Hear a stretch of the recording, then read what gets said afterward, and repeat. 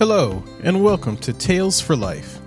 In each episode of this podcast, we'll explore a folk or fairy tale from a different culture or region and discover the life lessons, values, and morals they offer that we can use today. Join me on the journey through the magical and meaningful world of folk and fairy tales.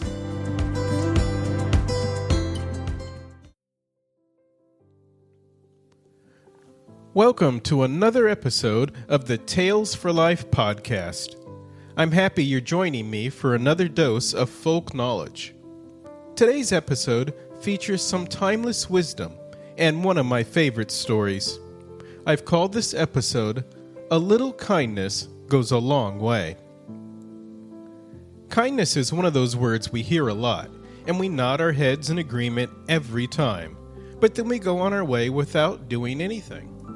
We know it's good to be kind. It's so good, in fact, that every religion on the planet has something in it about kindness. There have even been studies done on kindness that show its benefit to the one being kind, the one to whom the kindness is being done, and, get this, to anyone who sees the kindness being done. In other words, that little bit of kindness you show or perform has a ripple effect that positively impacts the world around you. There's another aspect to kindness that makes it worth noting, and that's the fact that kindness is, by and large, cheap or free. Yes, giving $1 or $2 to someone on the street costs you $1 or $2, pretty puny by most standards. But lending a helping hand, saying a kind word, volunteering some time to family, friends, or strangers, all of that is free and priceless. This is important for our purposes for a few reasons. First, it means that kindness wasn't something limited to a specific class of people based on heritage or money. A peasant had as much ability to be kind as an emperor. Second, it was valuable. We all need help at one time or another. I talked about how achieving success takes a team in a prior podcast, always worth listening to if you haven't already. But kindness doesn't have to be associated with a goal. It's a good part of having a strong community and sense of togetherness. Kindness binds us together because when you give kindness, you're giving something of yourself.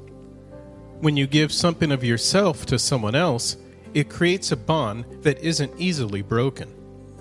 And third, because kindness has always been universal, it made a good topic for the folk, the ordinary people, like you and me. There are a multitude of stories about kindness from all over the globe. Androcles and the Lion, a tale about an escaped slave who pulls a thorn from a lion's paw and in return receives the lion's gratitude, is a story that dates back over 2,500 years. And there's a famous fable by Aesop along the same lines with a lion in his tale of the lion and the mouse. But I'm going to move away from Europe for one of my favorite tales on this theme, and it comes from Japan. No definitive age has been given to the tale, though picture books featuring it date back 400 years. It is known by many names, including The Gratitude of the Crane, The Crane Wife, and, in the case here, The Crane Maiden.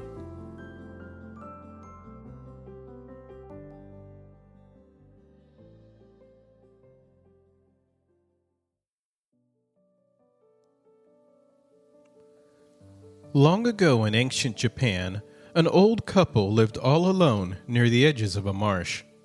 They were hard-working, but poor. One day, the old man was out gathering plants for them to cook that evening. As he walked back home along the trail, he heard a sharp cry and the sounds of someone, or something, struggling. He parted the long grasses at the trail's edge and walked carefully into the marsh. The sounds came from up ahead. Frightened, but still curious, the man stepped forward and looked.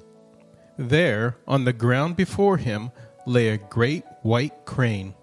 Its leg was trapped in a snare, and it was flapping desperately about, trying to get free. Its eyes were wild with fear, and its wings were muddied. Slowly, gently, the man approached the crane. Somehow, the bird seemed to sense his intent and grew calm. The man bent down, loosened the trap from the crane's leg, and backed away. The crane stood up. Flexing its injured leg, it stood there looking directly at the old man with a great black eye. Then opening its wings, it flapped them once, twice, 3 times, lifted up off the muddy ground, and flew away. The man stood gazing after the great white bird as it made its way across the sky. "You are late," his wife said when the man returned home. "I have been worried. Are you all right?" "I am better than all right, dear wife. I have had an adventure." Then he told her of his finding the trapped crane, of the bird's panic and pain, and of the great joy he felt as he watched the white bird fly away. Then the wife steamed the plants he had gathered, and they ate their rice and drank their tea. When it grew late and the moon rose up and sailed across the sky, they let the fire sink down, and they slept. The next morning they were awakened by a knock at their door. The old woman opened the door, and there stood a young girl. "I am lost," she said. "May I come in?" "Of course. Come in, dear child," the old woman said. "Have a cup of tea. Sit down." So the girl came in. She was alone in the world, she said. "Let me confess," the girl added, after drinking some of the tea and eating some of the rice the old couple had given her. "I would like to stay here with you. You are kind people. I no longer wish to be alone. I am a hard worker. Please, let me stay." The old couple had always wanted a daughter, and so it was agreed. "Thank you," the girl said. "I do not think you will be sorry." She looked curiously around the house. She looked into the next room, and her face lit up. "I see you have a loom. May I use it from time to time?" "Daughter," the old woman said, "all that we have is yours.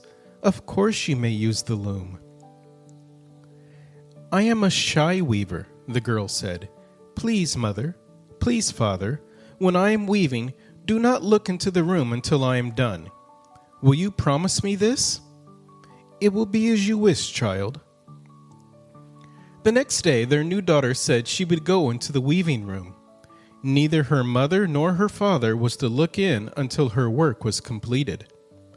The girl pulled the screen closed behind her as she went into the room and began to work. All day long the girl sat at the loom, and all day the old couple heard the clacking of the wooden beams, the whirring of the shuttle, and the spinning of the bobbins of thread. When it grew late and the sun began to set, the girl emerged from the room, pale and worn. In her hands was the most splendid kimono cloth the old couple had ever seen.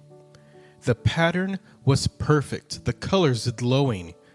Images of the marsh, the sun, and the flight of cranes flowed throughout the finely woven material. The old couple was astonished at their new daughter's skill. "Mother, father, please take this cloth to the market and sell it. With the money, your lives will become easier. I want to do this for you."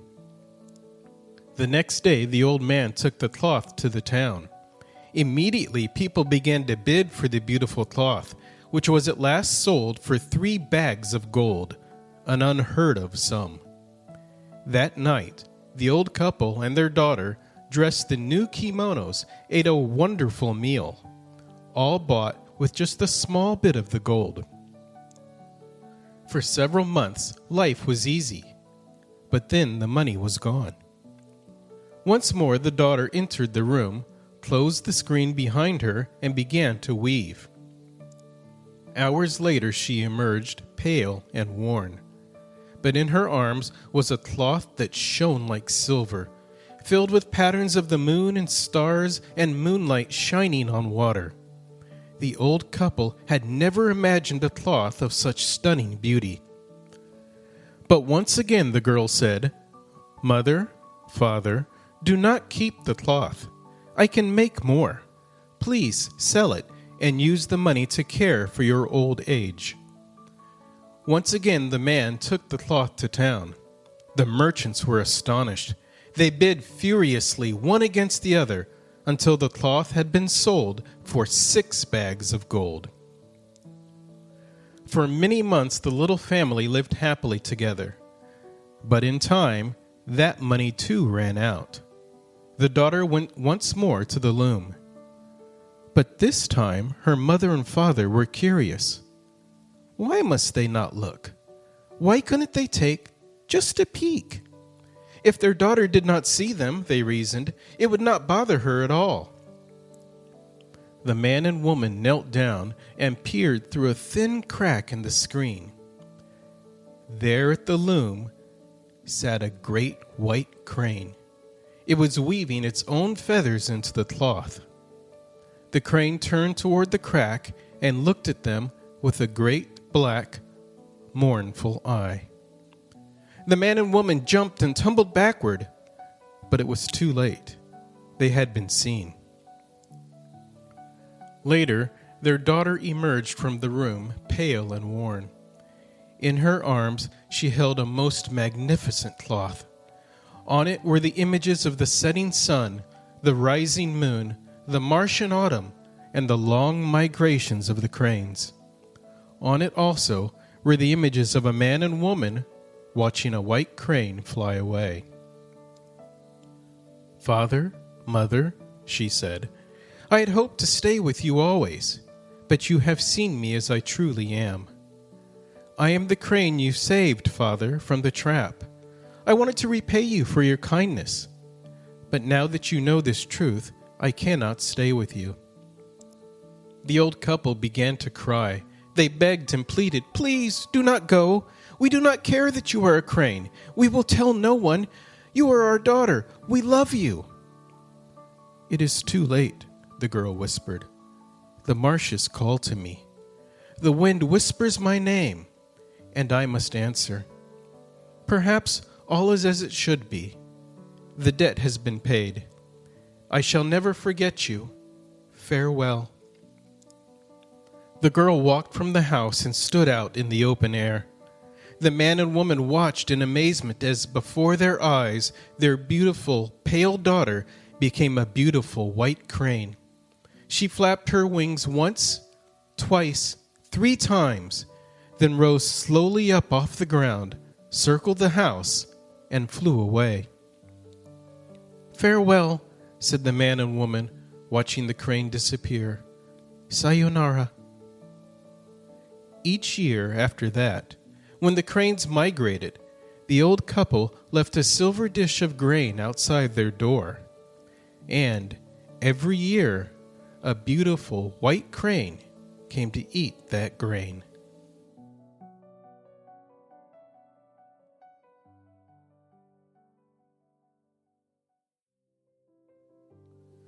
It's a bit of a tearjerker of a story, but it's really a wonderful story nonetheless.